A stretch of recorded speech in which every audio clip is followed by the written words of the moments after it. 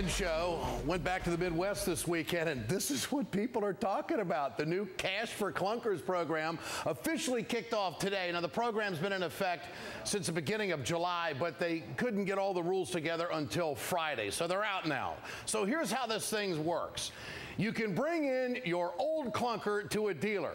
It can't be older than a 1984. It also has to get a combined average mileage of 18 miles to the gallon or less. And when you bring it in, you can get up to $4,500 towards buying or leasing a new fuel-efficient car or truck. Transportation Secretary Ray LaHood said today that 1,600 auto dealers have applied to participate in this program. I have to tell you, I was at a couple of car dealerships over the weekend just checking this thing out.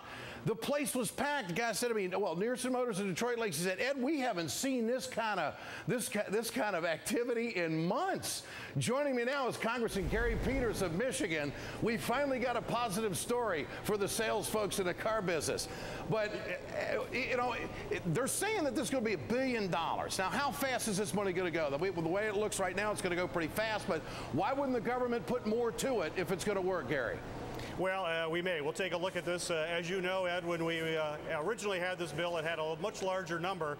We settled eventually for the $1 billion mark, which is about 250,000 vehicles. But you're right. I've been hearing that from my auto dealers as well. In fact, I just talked to an auto dealer before I came on the air here tonight, and he said his showroom has been packed. I mean, they are ecstatic with the type of volume that's coming into auto dealers, and this is what we need. This is the way to get our economy going. As I've said on this program many times, and you've said, Ed, the best way to get the American economy moving is to start selling automobiles. It just permeates through the whole economy. Yeah, well, it's amazing what cheap money will do. They ought to do that for small businesses. But here's the thing.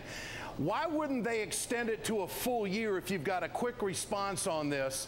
Because they got a lot of units that have got to go out there, and this could be a job creator.